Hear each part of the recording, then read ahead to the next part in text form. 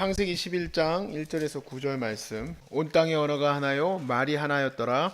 이에 그들이 동방으로 옮기다가 신할 평지를 만나 거기 거류하며 서로 말하되 자 벽돌을 만들어 견고히 굽자 하고 이에 벽돌을 돌을 대신하여 역청으로 진흙을 대신하고 또 말하되 자 성읍과 탑을 건설하여 그 탑 꼭대기를 하늘에 닿게 하여 우리 이름을 내고 온 지면에 흩어짐을 면하자 하였더니 여호와께서 사람들이 건설하는 그 성읍과 탑을 보려고 내려오셨더라.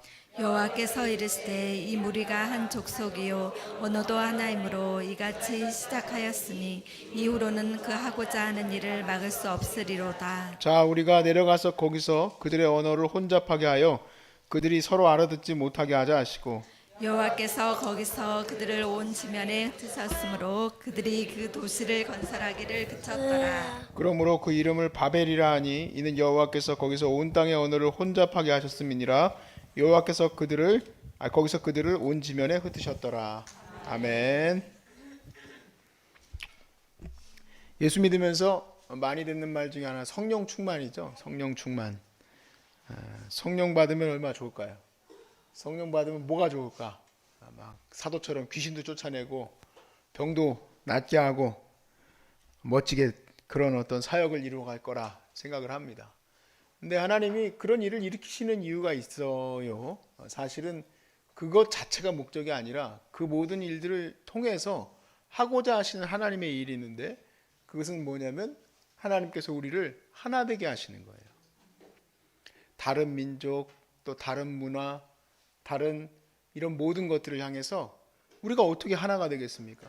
뭐 대표적으로 우리 조선 땅도 우리는 유교 문화, 또 여러 가지 정말 잡신 문화가 있는 나라로서 이 서양의 귀신이 들어왔다 그러지 않았습니까? 그런데 이 서양 귀신이 들어왔는데 성령님이 역사하시지 아니하고서는 절대로 하나가 될 수가 없죠. 근데 이것이 하나가 되게 하는 역사, 그게 성령의 역사예요. 노비와 또 상전이 그때는 그렇게 신분 계급도 나눠져 있었었는데 성령 안에서 교회 안에서는 직분이 없어져 버리는 거예요. 그래서 우리나라에서 최초로 장로님 뽑을 때 최초의 장로가 아니라 노비가 장로가 됐어요. 교회를 이끄는. 어떻게 그런 일이 있을 수 있습니까? 그런 일은 바로 성령의 역사예요. 성령의 역사. 성령님은 하나 되게 하시기 위해서 귀신이 쫓겨나가는 역사도 일으키시고 또 성령이 하나 되게 하시는 역사를 위해서 황야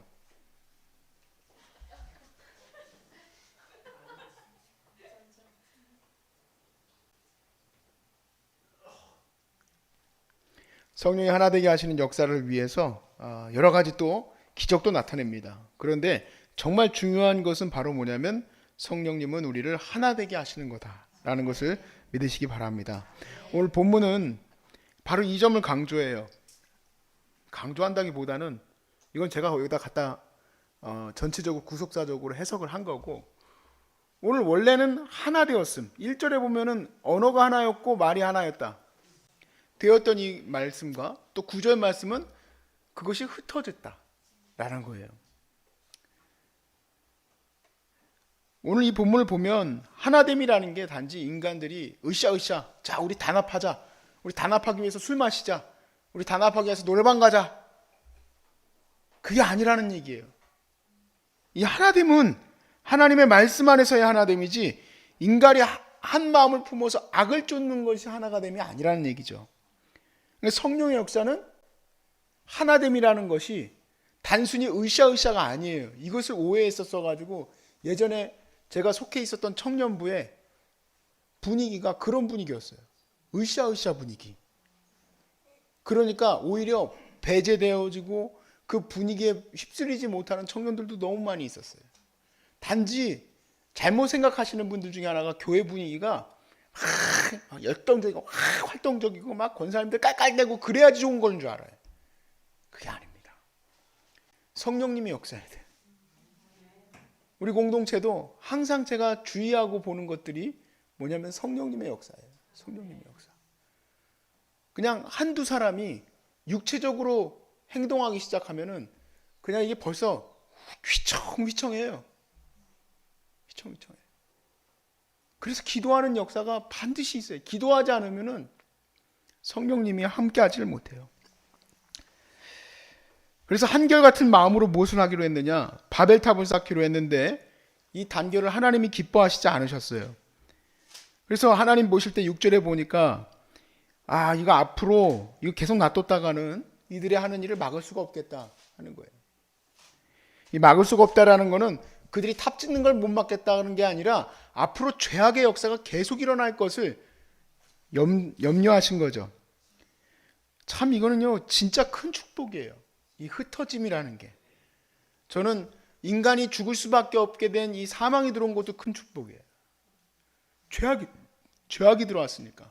근데 이 죄악된 인간들이 한마음 한뜻으로 지금 여러분 사실 그 제국주의라는 거 아시죠? 이 제국주의가 뭡니까? 지금 일본에서 요즘 일어나고 있던데 참 마음이 아픈 일이에요. 국가주의라고 하고 한 개인의 희생은 상관없다는 거예요. 국가를 위해서. 그래서 결국에는 막 자기들의 민족과 그거로만 엮어가려고 한다 이 얘기예요. 그거 되게 얼마나 하나 되는 모습입니까? 근데 좋은 게 아니에요. 그런 식으로 하나가 되어져서 뭘 하겠다는 겁니까? 죄를 짓겠다는 거거든요. 죄를. 하나님께서는 그래서 때로는 이 죄가 관영하는 것을 막기 위해서 흩어짐을 종종 사용하시는 거예요. 보게 돼요. 이스라엘 백성이 죄가 관영하기 시작했을 때 그들에게 이전에 창세기서부터 벌써 얘기를 하셨지만 너희들이 하나님 앞에서 죄를 짓게 되면 말씀을 따르지 않게 되면은 다 흩어버리겠다는 거예요. 하나님의 거룩한 제사장의 나라로 세워져야 될 이 나라가 우상 숭배와 온갖 죄악된 것들로 가득해지는 것을 어떻게 정화시킬 수 있겠습니까? 그러니까 그들을 결국엔 그 힘을 분산시켜야 돼요. 다 흩어버리시는 거예요. 그 흩으신 자들을 다시 묶어야 되는데 이들을 어떻게 다시 묶겠냐 이 얘기예요. 이 다시 묶는 방법이 바로 성령의 역사인 거예요. 성령의 역사. 오늘 본문에 등장한 이 각 장소들 있지 않습니까? 이 10장에 등장한 그 각 지역들. 그 지역들과 비슷한 명칭들이 나오는 본문이 사도행전 2장이에요. 우리가 사도행전 2장으로 한번 가보겠습니다.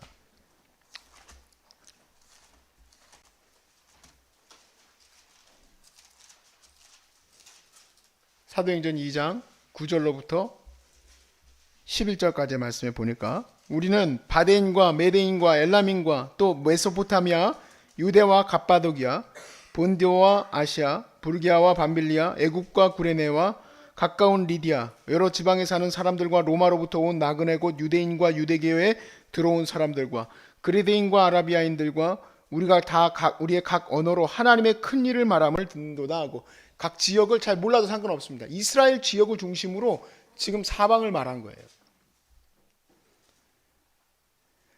사도행전에서 보면 사도들이 다 같이 모여서 주님께 기도하던 대로 계속 기도했었는데 그때가 마침 이제 그 유대인들의 축제일이었어요. 근데 이 다락방은 당연히 마가의 다락방으로 우리가 보게 되죠.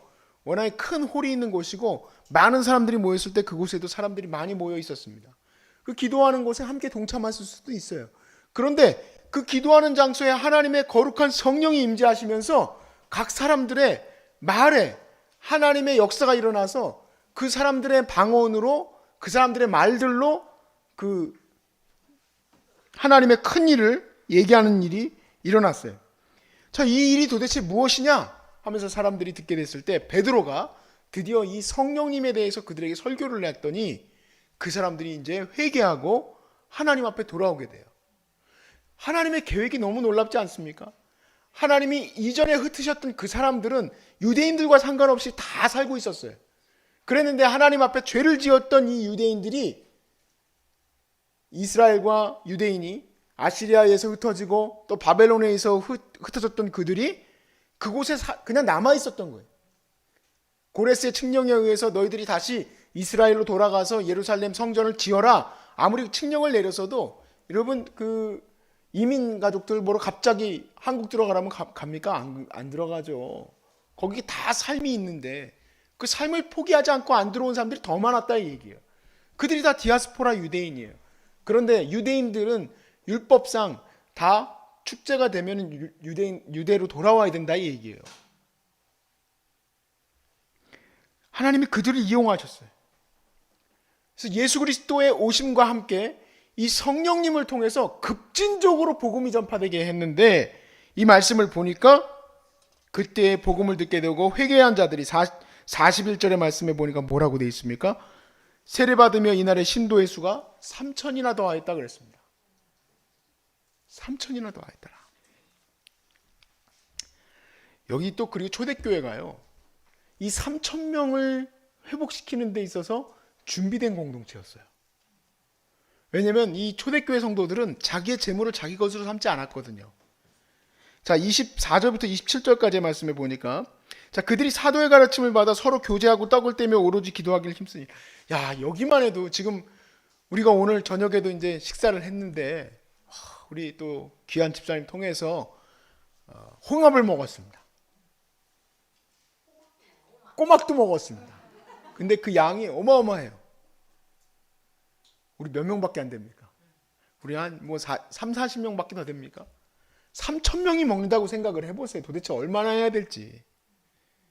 이것도 남자만 센 거예요. 자매님은 안 센 거예요.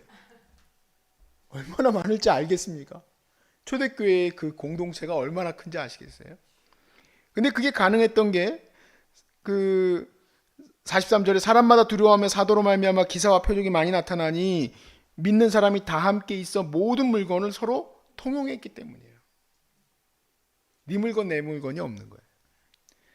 그리고 45절에 또 재산과 소유를 팔아 각 사람의 필요를 따라 나눠주며 날마다 마음을 같이하며 성전의 무기를 힘쓰고 집에서 떡을 떼며 기쁨과 순전한 마음으로 음식을 먹고 하나님을 찬미하며 또 백성에게 칭송을 받으니 주께서 구원받는 사람을 날마다 더하게 하시니라. 자, 이 사건은요, 단지 그냥 교회 생활하는 그 정도를 말하는 게 아니라 하나님이 급진적으로 거기서 특수훈련을 시키고 이제 집으로 돌려보내는 거예요. 우리는 그냥 생각했을 때 사도 바울과 몇몇 사도들에 의해서 복음 전파가 일어나서 차례차례 교회가 세워졌다고 생각하는데 그렇지 않습니다. 교회가 세워지고 모든 일이 일어나는 데 있어서 당연히 사도들이 중요한 역할을 했지만, 복음 전파의 사명은 우리가 알지 못하는 무명한 그리스도인들에 의해서 더 많이 일어나는 거예요. 심지어는 바울이 세우지 않은 교회도 있어요. 그 교회에 바울이 직접 편지를 보내요. 우리가 사도행전 11장 말씀을 한번 볼까요? 사도행전 11장 19절에서 21절 말씀에 보니까, 그때 스데반의 일로 일어난 환란으로 말미암아 흩어진 자들이 베니게와 구브로와 안디옥까지 이르러 유대인에게만 말씀을 전하는데, 자, 말씀은 이때까지는 이제 유대인들에게만 전했습니다. 왜냐하면 이건 유대인들의 회복 운동이라고 생각했으니까. 그런데 그 중에 구브로와 구레네 몇 사람이 안디옥에 이르러 헬라인에게도 말하여 주 예수를 전파하니. 아직 이제 초대교회 가이드가 없었죠. 그러니까 이제 헬라인에게도 복음을 전했는데 이 복음이 전파가 되는 거예요. 21절에 주의 손이 그들과 함께 하심에 수많은 사람들이 믿고 주께 돌아오더라. 자, 이 사건으로 인해서 드디어 바울과 바나바가 안디옥으로 파송되어서 도대체 이걸 어떻게 해야 되겠느냐 하고 이 사건의 전말을 보게 되는 거죠. 그러니까 사도들 말고도 많은 분들이 복음 전파의 일을 감당하게 되는데, 이 역사의 이 주인공들이 다 누구냐면 이때 당시에 돌아오게 된 분들이에요. 그리고 그들은 지금 하나님께서 다 흩으셨어요. 11장에서 다 흩으셨던 자들에게 그들이 이제 세대를 거듭하면서 다 죄악 가운데 죽어갈 수밖에 없었는데 그들에게 다시 파송하신 거예요. 더 급진적으로 확산되기 시작하면서 지금 오늘날 우리에게까지도 복음이 전파됐어요. 여러분, 우리가 어떻게 교회의 하나된 공동체가 될 수 있었습니까?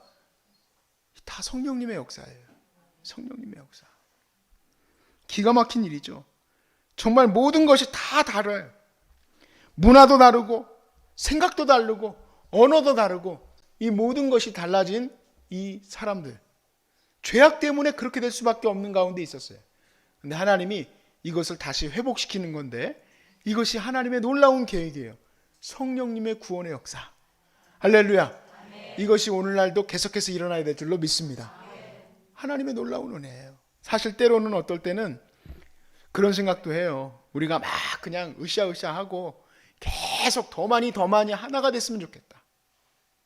더 많이 하나가 됐으면 좋겠다 생각을 해요. 근데 하나님은 때가 되면은 흩으세요. 때가 되면 흩으셔. 왜 그럴까요? 인간이 죄악되기 때문에 그래요. 그래서 그걸 빨리 깨달을수록 더 마음이 편하다는 생각을 해요. 저는 목회하면서도 이전부터 늘 그래 어떻게 하면 흩어지는 공동체를 만들 것인가 그런 생각을 많이 했어요. 우리 선배님들이 좋은 교회 모델들을 많이 만드셨는데 저도 그런 생각들을 많이 했었어요. 근데 이렇게 소중한 사람들보다 좋은 사역이 없어. 아주 그냥 집중해가지고 훈련시키고 빨리 보내는 거야. 갈 때 너무 좋아해. 다 나왔거든. 다 나와서 교회 공동체로 가면 되니까. 어떻게 생각하세요? 이거 누가 만들 수 있겠어요? 이런 공동체를? 너무 감사해요. 하나님께서 여러분들을 통해서 많은 일을 일으키시길 바랍니다. 바로 무슨 일이냐면 하나님의 성령의 하나 되게 하시는 역사. 성령의 하나 되게 하시는 역사. 높은 자나 낮은 자나 다 그리스도의 말씀 아래에서 다 충성되이 하나님 앞에 쓰이게 되는 거예요. 그러므로 오늘날 이 11장에 흩어진 수없이 많은 영혼들 가운데 여러분들이 하나 되게 하는 역사의 주인공으로 쓰이시길 바랍니다.